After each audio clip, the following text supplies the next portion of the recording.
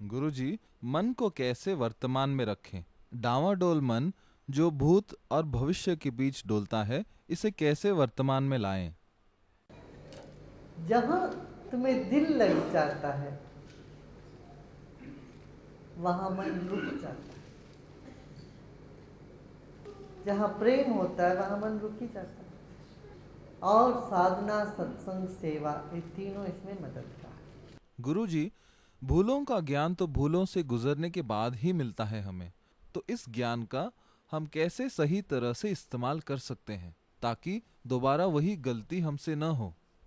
नहीं, जिस वक्त आप ये जान लेते हो कि मेरे से भूल हुई, वो तो भूतकाल हो गया। भूतकाल के जो भूलों का ज्ञान वर्तमान में होता है। वर्तमान में ज्ञान जब होता है तब भूल से बाहर निकले कि नहीं निकले। मैं सो रहा था, ये ज्ञान कब होता है? जब जाग जाते हो। जागने पर ध्यान आता था मैं तो सो रहा था, सो गया नहीं। मगर यदि कुछ काम हम समझकर भी करते रहते हैं, मगर ये समझते हैं ये भूल है, फिर भी करते हैं, करने लगते हैं, इसका मतलब हमने ये नहीं समझा ये सचमुच में भूल है। उसमें ये लगता है इसमें मुझे कुछ सुख मिल रहा है। बुरी आदतें जो लग जाती है लोगों में, उसका एक ही कारण है लालसा, लालच, सुख की लालच। गुरुजी, पहले बीती से डर लगता था और मन अब बोलता है कि कहीं हमें धोखा तो नहीं मिलेगा उससे, और इन्हें हम कैसे मिटा सकते हैं? असत्य को सत्ता देकर फिर उससे डरना, उसको बनाए रखने का एक प्रक्रिया है। चाहे चाह चाहे डर समान फल देते हैं। चाह भी और डर भी तुम्हें एक ही जगह पहुंचाते हैं। इसलिए असत्य को सत्ता मत देना, फिर उसको हटाने की चेष्टा न करो। सबसे बड़ी भूल ये होती है कई बार कि हम अंधेरे को सत्ता देकर फिर अंधेरे को मिटाने की चेष्टा में लगे रहते हैं, फिर अंधेरे के साथ ही रहते हैं। अंधेरे में कहीं रोशनी दिखाई दे तो रोशनी की तरफ तुम अपना ध्यान लगाओ, तो रोशनी की तरफ तुम चल पड़ोगे।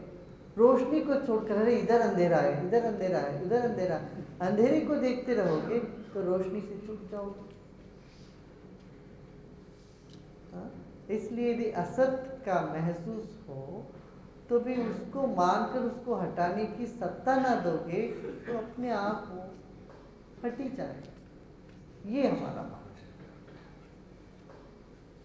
है। इसलिए बैठ के ये नहीं देख मेरे पास ये बुराइयां हैं और इनको मैं कैसे हटाऊं।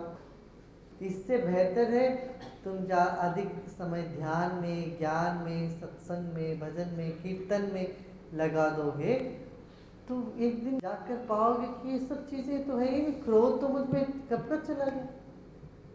नहीं तो तुम क्रोध को और वासनाओं को हटाने की चेष्टा में लग कर फिर उन्हीं की चिंतन में बने रहो दिन रात।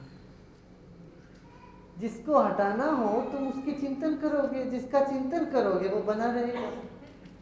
बना रहेगा कि नहीं? ये वैज्ञानिक सत्य है। क्या?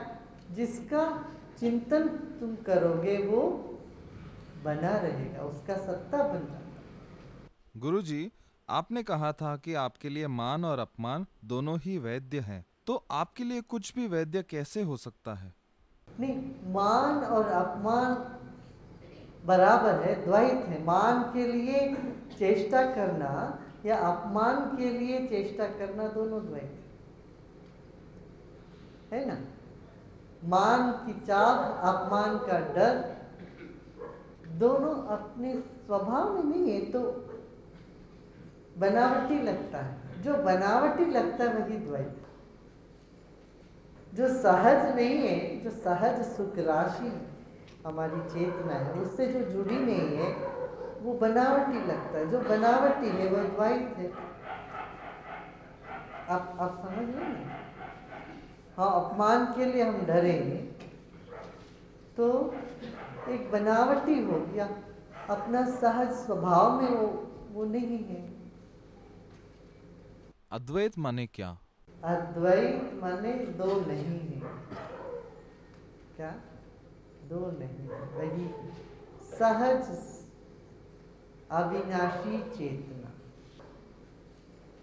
स्वामी जी बोलते हो,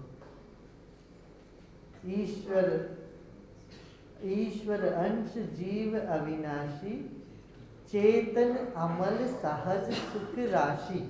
ये अद्वैत स्वरूप।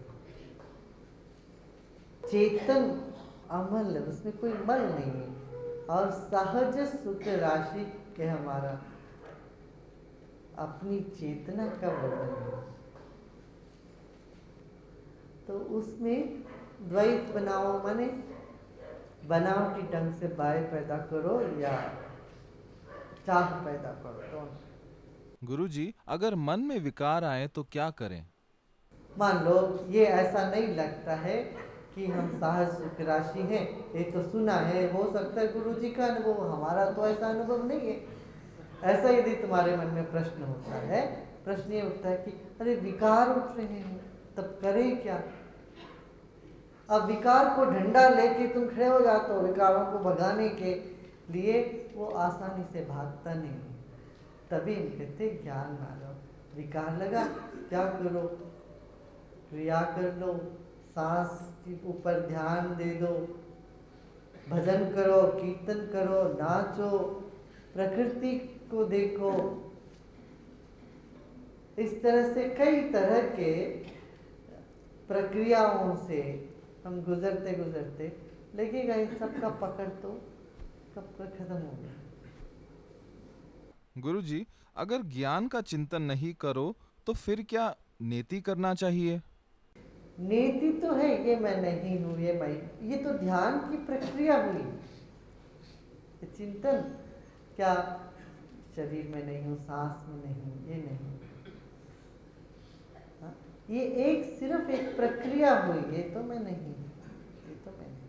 विकार उठे, विचार उठे, ये तो मैं नहीं हूँ, ये तो विचार ऐसे उठे। अब जो भी उठा उसको साक्षी रूप में ना देख करके उसके साथ लड़ने में निकले हम, तो क्या होगा? उसमें फंस जाते हैं। तो ये सहज ज्ञान होता, सहज रूप में। तो कुछ नहीं है, मैं तो ये नहीं। कई बार आप लोगों का अनुभव में ऐसा हुआ है, आप गुस्से में आ जाते हो, फिर लगता है अरे मैंने तो किया नहीं, कैसे हो गया? यहीं पर होता है कि तुम करता नहीं हो। मेरा नहीं है खेत, मैंने तो ऐसा कई बार, इसीलिए लोग कुछ गलत कहने के बाद भी उसको डिनाई करते, नहीं मैंने तो नहीं किया, मैंने तो कहा ही नहीं, बिल्कुल नहीं कहा। तुमको लगता है ये तो झूठ बोल रहे, मगर उसमें सच्चाई है। जब लोग गलत बोल करके कहते हैं मैंने नहीं कहा, उसमें सच्चाई है। कैसा? जब वो सच्चे स्वरूप में आते हैं, सच्चे दिल में, उन्होंने कहा ही नहीं, वैसे किया ही नहीं,